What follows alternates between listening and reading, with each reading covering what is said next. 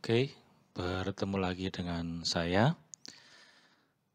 Saya akan memandu saudara untuk belajar memahami praktikum pajak. Ya. Untuk saat ini menggunakan buku PT2 Putra Motor. Sebelumnya saya akan menyampaikan rencana pembelajaran semester atau RPS. Ya. Deskripsi mata kuliah. Mata kuliah ini merupakan simulasi praktik perpajakan yang menjadi bahan pelatihan bagi para mahasiswa atau praktikan untuk mengerjakan semua aspek perpajakan yang berlaku di Indonesia, termasuk di dalam hal ini juga meliputi pemotongan, penyetoran, dan pelaporan PPh 21, 22, 23, 24, 25, 29, PPN, PBB, dan PPh final. Nah, semua aspek perpajakan tersebut dikerjakan dan dikemas dalam satu kasus praktikum yang terpadu. Nah, capaian pembelajarannya diharapkan setelah saudara mengikuti serangkaian tahapan pembelajaran ini, diharapkan mampu memahami kasus yang dihadapi dengan segala asumsi yang menjadi dasar penyelesaian kasus perpajakan. Bisa atau mampu membuat perhitungan PPh 21, 26, mampu membuat daftar gaji, rekap gaji, dan jurnal yang berkaitan dengan transaksi dalam kasus untuk penggajian. Lalu membuat surat setoran pajak, mampu mengisi bukti potong PPh 21 termasuk bukti potong 1721A1 untuk pegawai tetap. Mampu mengisi surat pemberitahuan SPT PPh masa 2126, mampu membuat jurnal pembelian, jurnal penjualan, pembayaran PPh 22 dan PPN keluaran yang dipungut oleh pemungut pajak dan utang PPN. Ini berkaitan dengan PPN. Mampu membuat SSP PPh pasal 22 dan SSP PPN atas belanja negara, setoran pajak, ya, pasal 22 dan PPN. Mampu membuat faktur pajak sesuai dengan ketentuan perpajakan yang berlaku, ya, karena perusahaan yang PKP wajib membuat faktur dan saudara kalau bekerja di perusahaan PKP harus bisa membuat faktur pajak. Lalu membuat perhitungan dan mengisi formulir pajak yang berhubungan dengan pajak pertambahan nilai atau PPN serta pencatatan akuntansinya bagaimana.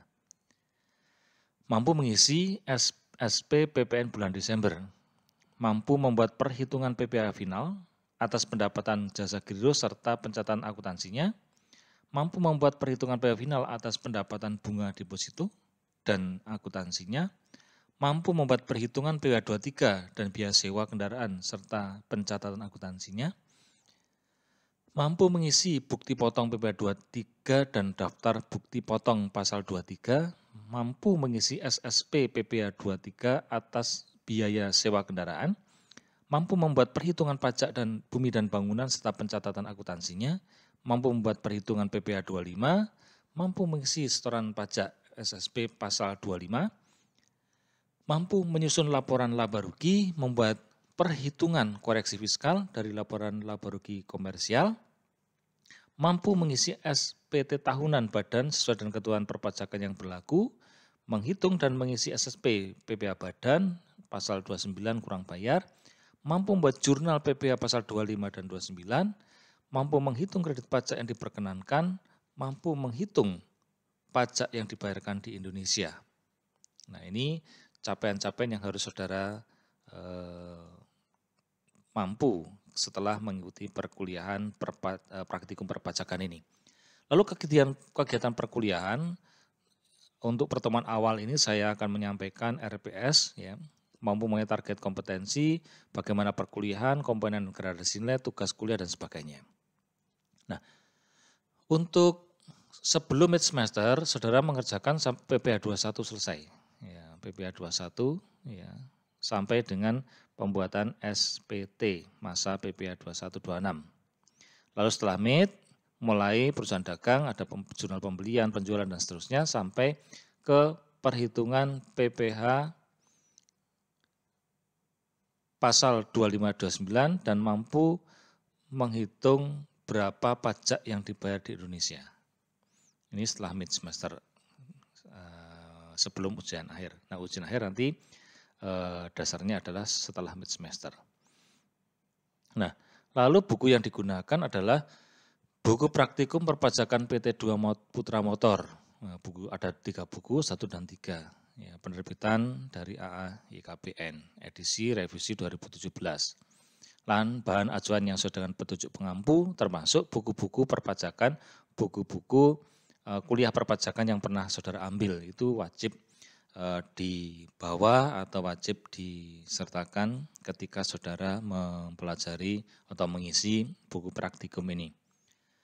Buku praktikum nanti bisa diambil di kampus, ya, atau kalau yang di luar kota nggak bisa, nanti akan ada prosedur pengiriman supaya saudara bisa menerima buku praktiknya. Untuk gradasi nilai masih sama seperti tahun-tahun sebelumnya untuk praktikum. Untuk dapat nilai A itu 85 ke atas, ya 85 sama dengan 85 atau 85 ke atas itu dapat A. Amin, 80 sampai dengan 84 dan seterusnya. Nilai akhir tersusun atas komponen UTS 30%, UAS 30%, dan kertas kerja 40%. Apa yang saudara kerjakan, tulis di buku kertas kerjanya, itu yang akan dinilai sebesar 40%. Lalu ketentuan lain, yang jelas saudara belum bisa kuliah offline, ya, kecuali yang beberapa orang yang diperbolehkan konsultasi kepada dosen boleh datang ke kampus menemui saya. Yang jelas jangan lupa presensinya pada jam-jam kuliah. Jadwal kuliah sudah diketahui. Setiap jadwal kuliah presensi akan saya buka di portal. Saudara silakan presensi, klik ya, hadir begitu ya, supaya nanti tercatat. Kalau pada batas waktu yang sudah ditentukan saudara belum klik kehadiran, ya, absen presensi, saudara dianggap tidak hadir. Jika 2 sesi atau 4 pertemuan, 4 sesi berturutan atau 5 sesi tidak berturutan, saudara tidak presensi begitu, dianggap gugur. Ya. Lalu saudara dilarang membuka kunci jawaban praktikum, baik hard copy maupun soft copy. Ya. Dan kalau itu ketahuan, kalau ada catatan yang sama dan sebagainya, dengan tahun-tahun sebelumnya, itu dianggap gugur. Ya. Lalu pada awal nanti saya akan menyampaikan penjelasan garis besar materi praktikum yang harus saudara lakukan. Nah, ini kurang dari 75% itu nilainya akan diturunkan 1 grade. Kalau kurang dari 75% berarti saudara gugur otomatis ya, karena kehadirannya tidak memenuhi persyaratan. Oke, demikian yang bisa sampaikan untuk penjelasan RPS dan perkuliahan. Untuk materi video berikutnya, penjelasan kaitannya dengan bagaimana saudara mengerjakan materi buku-bukunya. Oke, demikian. Terima kasih. Selamat belajar.